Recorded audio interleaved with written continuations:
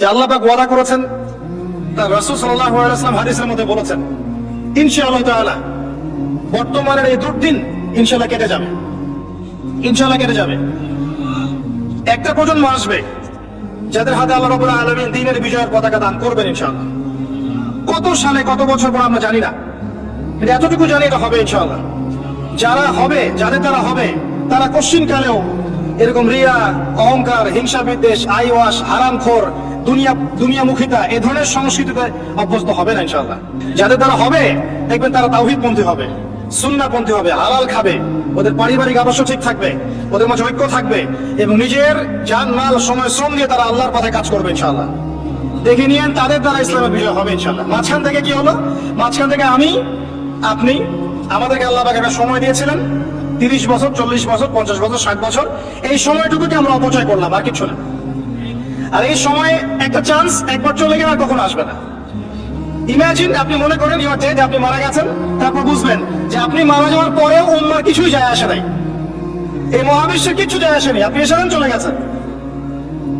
যখন ছিলাম পৃথিবীতে তখন আমি আমার উপর অর্পিত দায়িত্ব কতটুকু পালন করছি এর হিসাব আমাকে দিতে হবে পরকালে কিয়ামতের মাঠে। আল্লাহ পাক আমাদের কথাগুলোর গভীরতা বোঝার তৌফিক দান করুন। আমরা সবাই চাই উম্মার উন্নতি, অগ্রগতি, প্রগতি এবং বিজয়, কিন্তু আমরা এখন যা যা কাজ নিয়ে ব্যস্ত আছি এগুলোতে ব্যস্ত থাকলে এই বিজয় অর্জিত হবে না। আমাদেরকে রাসূলুল্লাহ সাল্লাল্লাহু আলাইহি ওয়াসাল্লাম এবং সাহাবায়ে কেরাম রাদিয়াল্লাহু আনহুর মতো করে দ্বীনের পথে কাজ করতে হবে। সর্বপ্রথম দরকার ইলম, উলামায়ে কেরামের সোহবত, তাজকিয়া, আত্মশুদ্ধি। আপনার দরকার উলামায়ে কেরামের মধ্যে ইউনাইটেড একটা প্ল্যাটফর্ম, একটা যোগ্য নেতৃত্ব, সবাইকে নিজের ভাই মনে করার মানসিকতা, নিজের দেশ, জাতি, উম্মাকে একসাথে নিয়ে এগিয়ে যাওয়া, সবার কল্যাণকামী হওয়া। দরকার যুব সমাজের রেভলিউশন, যুব সমাজের আল্লাহর পথে প্রত্যাবর্তনের রেভলিউশন দরকার। আমাদের মেয়েদের যে অশ্লীলতার পথে নিয়ে যাওয়া হয়েছে এখান থেকে ওদের প্রত্যাবর্তন দরকার আল্লাহর পথে। আমাদের পরবর্তী জেনারেশনকে আবু বকর, ওমর, ওসমান, আলী রাদিয়াল্লাহু আনহুর মতো আদর্শে গড়ে তোলা দরকার। অনেক কাজ বাকি আছে, অনেক কাজ বাকি আছে, কাজের বহু বাকি আছে, পথ এখনো যোজন যোজন দূর। আমরা এমন কিছু করে ফেলিনি এখনো যে বাংলার মাটিতে দিন কায়েম হয়ে গেছে, এমন কিছু করিনি আমরা এখন। আর আমরা এভাবে হেলায় খেলায় যদি সবকিছু পার করতে থাকি, এখন যা আছে 10 বছর পর সেটাও থাকবে না। দেখে নিয়েন, দেখে নিয়েন, এখন যা আছে এভাবেই যদি চলতে থাকি আমরা, আগামী 10 বছর এটাও থাকবে না। তখন আফসোস করতে হবে আগের 10 বছরই মনে হয় ভালো ছিল। হ্যাঁ, বিগত 10, 20, 30, 40, 50 থেকে যদি এভাবে কাজ করতে পারতাম হয়তো আজকে আমাকে অবস্থা দেখতে হতো না। কথাগুলো অনেকের মনোপুত হবে না আমি জানি, কিন্তু যাদের মনোপুত হবে না তাদের নিয়ে আমার মোটেও মাথা ব্যথা নাই। যেটা আপনাকে সত্য বলে মনে হচ্ছে এবং আল্লাহ আপনার কলবের মধ্যে ইনস্টল করেছেন, কোরআন সুন্নাহর মানদণ্ডের সত্য, এই সত্য বলার সৎ সাহস আপনার থাকা উচিত। তার পক্ষে একজন মানুষ থাক আর 1 লাখ মানুষই থাক, যদি এমন কোনো কথা সত্য হয় যেটা কেউ বলেনি আগে, আপনার সাহস করা উচিত সেটা বলার জন্য। আজকে থেকে 6 বছর আগে বলেছিলাম যে পেপার মানি থাকবে না, বলেছিলাম।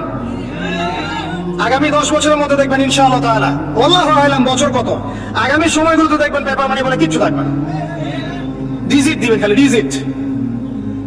তার চেয়ে ডেঞ্জারাস বিষয় হচ্ছে এই ক্রিপ্টোকারেন্সির উপরে গভর্নমেন্টের কোনো নিয়ন্ত্রণ থাকবে না। ক্রিপ্টোকারেন্সির উপরে গভর্নমেন্টের কোনো নিয়ন্ত্রণ থাকে না, এটা আরো ডেঞ্জারাস। এতে করে একটা জাতির সম্পদ লুটে নেওয়া সহজ হয়। যারা এই কাজগুলো করছে পরিকল্পিত ভাবে করছে, এমনি করছে না, সুপরিকল্পিত ভাবেই করছে এগুলো। অতএব যেটা বর্তমান, সেই বর্তমান সম্পর্কে যদি আপনি সচেতন না হন, আপনার কাছে মনে হবে যেটা ভবিষ্যৎ বক্তা মনে হয়, অথচ এটা ভবিষ্যৎ ছিল না, এটা বর্তমানে ছিল।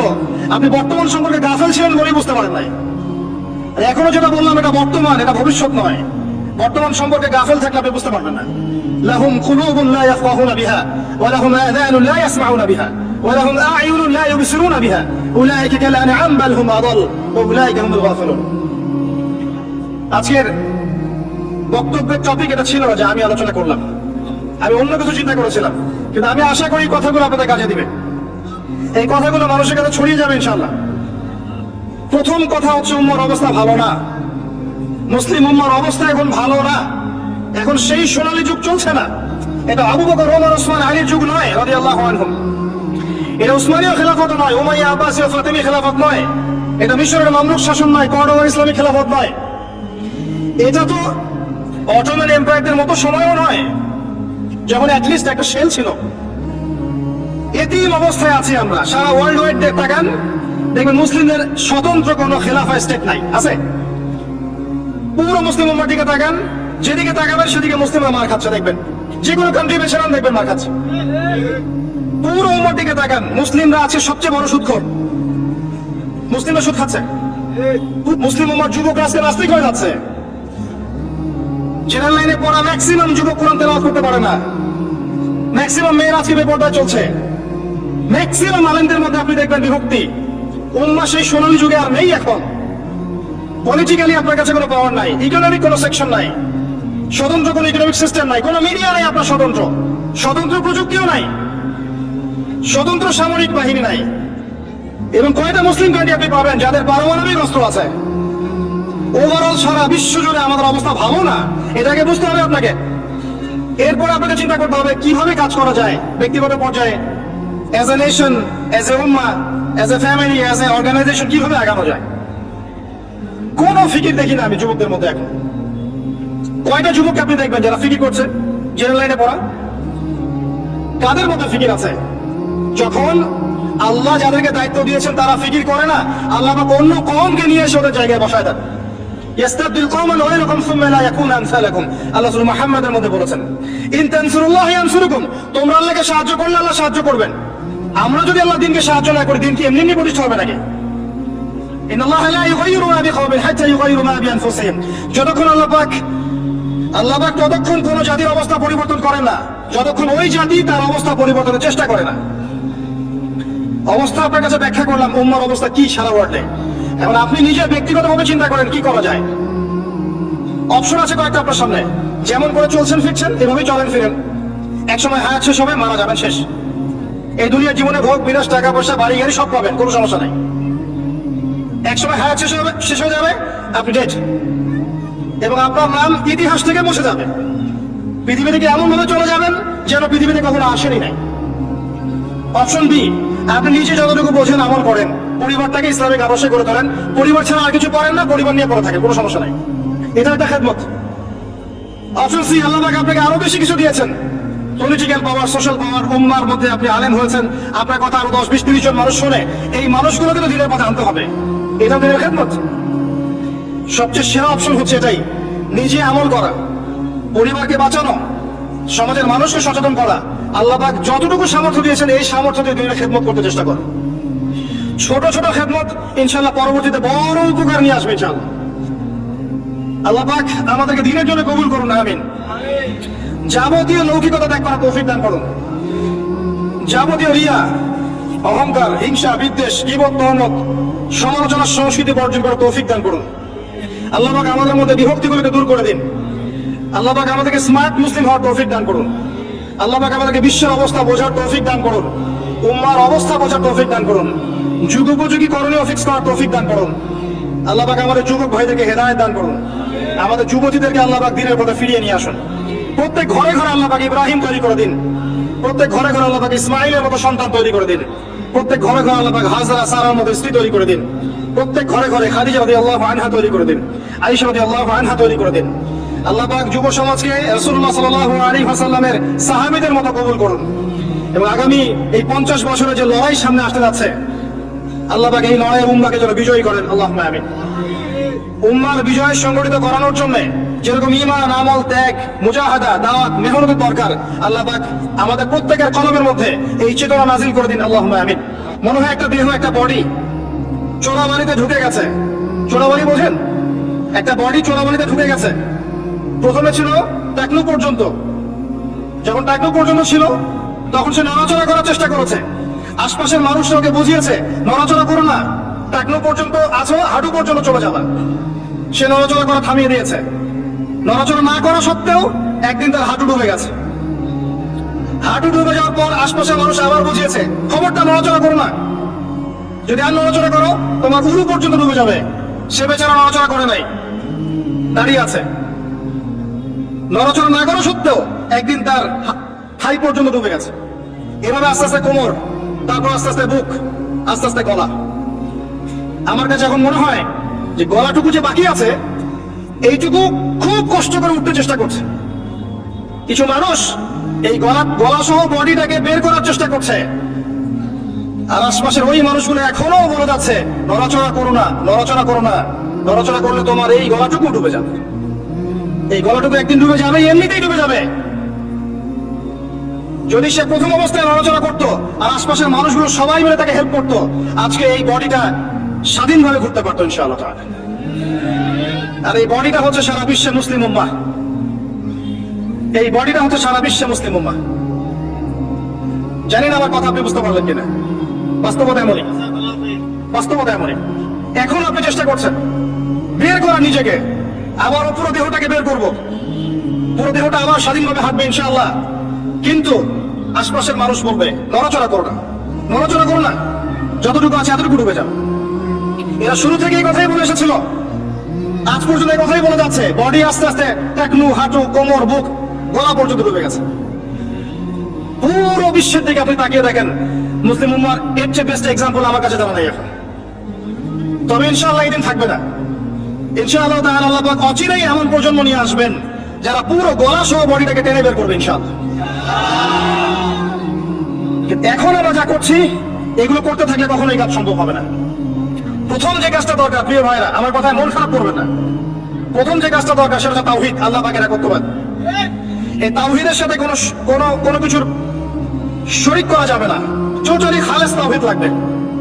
এবং নবীর সুন্নাহ সাল্লাল্লাহু আলাইহি ওয়াসাল্লাম, তাওহীদ এবং সুন্নাহর সাথে কোনো আপোষ করা যাবে না। এরপর দরকার আপনার আদর্শ পরিবার এবং হালাল রিজিক।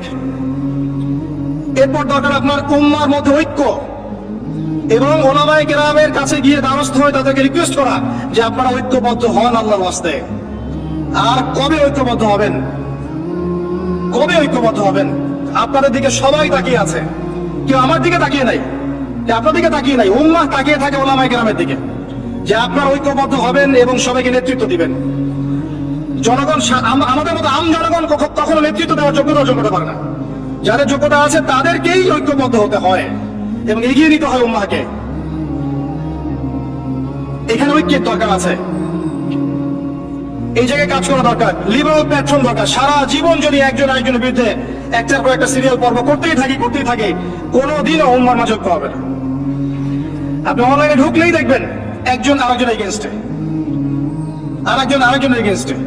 এই দুটা কথা বলে তাকেও দুটা কথা বলতে হবে, আর সে দুটা বলে তাকে চারটা বলতে হবে।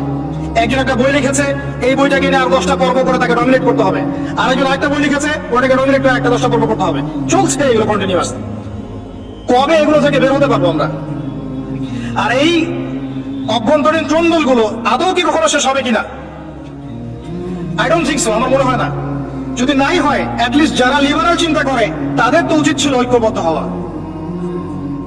যারা ওই যে বলে আইকে গেলে এদের কথা বাদ দেন, যাদের মধ্যে কলবুন সালিম আছে, ইলম আছে, বসিরা আছে, নূর আছে, তাদের তো উচিত ছিল ঐক্যবদ্ধ হওয়া। কে নেতৃত্ব দিবে জাতিকে? ধর্মতাত্ত্বিক নেতৃত্ব কি পলিটিশিয়ান দিতে পারবে? ধর্মতাত্ত্বিক নেতৃত্ব কি পলিটিশিয়ান দিতে পারবে?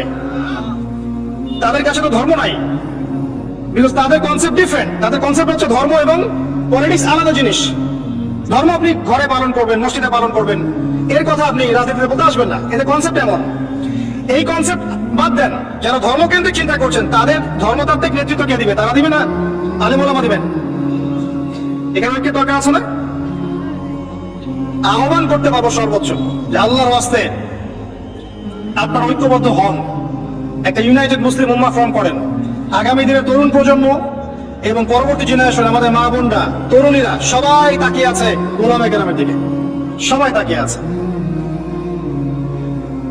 আমরা কনস্ট্রাকটিভ কাজের কথা বলছি। ইলম অর্জন আপনার কনস্ট্রাকটিভ কাজ, পড়াশোনা করতে হবে, উলামায়ে কেরামের সোহবতে যেতে হবে, এটা একটা কনস্ট্রাকটিভ কাজ। যে যেখানে আছে সেখান থেকেই দিনের প্রচার প্রসার প্রতিষ্ঠার জন্য কাজ করতে হবে, এটা কনস্ট্রাকটিভ কাজ। দেশের সরকার, প্রশাসন, জনগণ, ওলামায়ে কেরাম সবাই মিলে একটা বডি, একটা উম্মাহ, একটা দেহ সবাই। এখানে কেউ কাউকে শত্রু মনে করা যাবে না। কয়েকটা শ্রেণী থাকে, জনগণ থাকে, ওলামায়ে কেরাম শ্রেণী থাকে, প্রশাসন থাকে, সরকার থাকে, সবাই মিলে একটা দেশ, একটা জাতি হয়। সবাই একে অপরের বন্ধু, কেউ কারো শত্রু নয়। এটা বুঝাতে পারা যাচ্ছে না। সবাই একটা দেহের মতো, একটা জায়গায় আঘাত পেলে অন্য জায়গায় আঘাতের ব্যথা অনুভব করতে হবে। কনস্ট্রাকটিভ কাজে আসেন, জাতিকে ঐক্যবদ্ধ করেন, বিভক্ত সৃষ্টি করেন না। একে অপরের সাথে গীবত, তহমত, হিংসা, বিদ্বেষ, কারা ছড়াছড়ি, অহংকার, রিয়া এবং সমালোচনার সংস্কৃতি ত্যাগ করেন। আল্লাহর জমিন, আল্লাহর দিনটা প্রতিষ্ঠার চেষ্টা করেন।